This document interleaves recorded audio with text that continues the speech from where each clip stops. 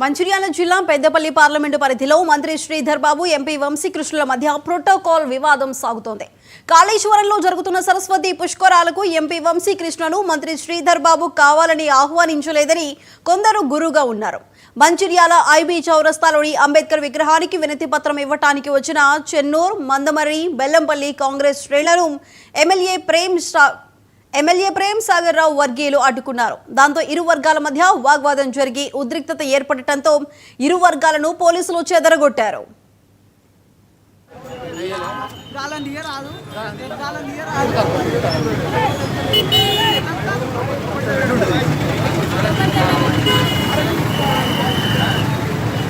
కాళేశ్వరంలో జరుగుతున్నటువంటి సరస్వతి పుష్కరాల్లో సందర్భంగా మరి దాని యొక్క ఏర్పాట్లో భాగంగా పెద్దపల్లి పార్లమెంట్ సభ్యులు యువ నాయకుడు మన శ్రీ గడ్డం వంశీ అన్న గారు ఈ మధ్యకాలంలో ప్రతి ఒక్క ఆ యొక్క ప్రదేశాన్ని సందర్శించి భక్తులకు సౌకర్యార్థం ప్రతి ఒక్క సౌలత కలిగించాలని అక్కడ దగ్గరుండి ఆ యొక్క ప్రదేశాన్ని పర్యవేక్షించి భక్తులకు ఎటువంటి ఆటంకం కలగకూడదని అక్కడ తగు ఏర్పాటు చేయడం జరిగింది.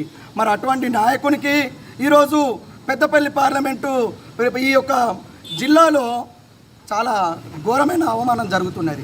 మరి ఈ అవమానాన్ని ఈరోజు యూత్ కాంగ్రెస్ ఆధ్వర్యంలో మేము మంచిర్యాల జిల్లా మన అంబేద్కర్ బొమ్మ ఐబీ చౌరస్తా అంబేద్కర్ విగ్రహం దగ్గర శాంతియుతంగా ప్లకార్డ్స్ తోటి మా యొక్క నిరసనను తెలుపుదామని అంబేద్కర్ విగ్రహం దగ్గర పోతే మరి ఈరోజు ఆ యొక్క ప్రదేశంలో గుర్తు తెలియని వ్యక్తులు ఎంతోమంది, వాళ్ళు ఎవరో కూడా తెలియదు మాకు.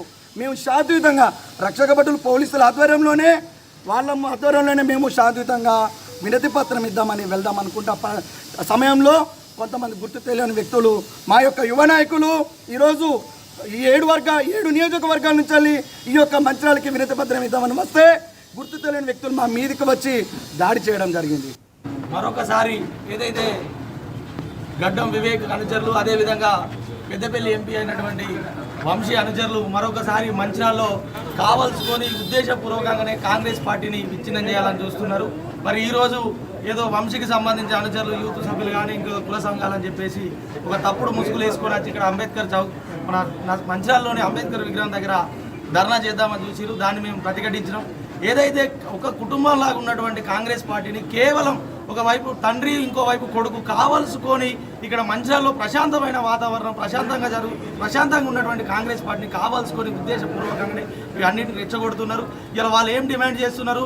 వంశీకి అవమానం జరిగింది, ముఖ్యమంత్రి రేవంత్ రెడ్డి గారు శ్రీధర్ బాబు గారు క్షమాపణ చెప్పాలని చెప్తున్నారు. అసలు ఆయనకు బుద్ధి ఉండి ఆయనకు సోయి ఉంటే, ఏదైతే వంశీకి కానీ వివేక్ కానీ సోయి ఉంటే, వాళ్ళు కరెక్ట్ అయిన పద్ధతిలో ఉంటే, వాళ్ళ పద్ధతి కరెక్ట్ ఉంటే కాంగ్రెస్ పార్టీ సరిగ్గా ఉంటుంది. ఇలా కాంగ్రెస్ పార్టీ ఎవరో తెలియదు, టీఆర్ఎస్ పార్టీలు ఎవరున్నారో తెలియదు. టీఆర్ఎస్ పార్టీలు వాళ్ళు ఇచ్చిన విందుకు వాళ్ళు పిలిచిన వివాహాలకు వెళ్తున్నారు.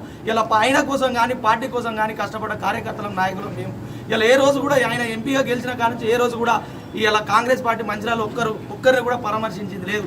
ఇలా ఆయన సొంత ఎజెండా కోసం, సొంత వర్గాన్ని డెవలప్ చేసుకోవడం కోసం కావాల్సుకొని వర్గాలను క్రియేట్ చేస్తుండు. ఇటు ఒకవైపు వివేకు తన కుమారుడు అయినట్టు వంశీ, ఇది సరైన పద్ధతి కాదని చెప్తున్నాం. మీరు ఎన్ని ప్రయత్నాలు చేసినా ఖచ్చితంగా మంచిర్యాల నియోజకవర్గంలో డీసీసీ అధ్యక్షురాలు సురేఖమ్మ గారి ఆదేశానుసారం, అదేవిధంగా మా పెద్దలు ప్రేమ్ సాగర్ రావు గారి ఆదేశానుసారం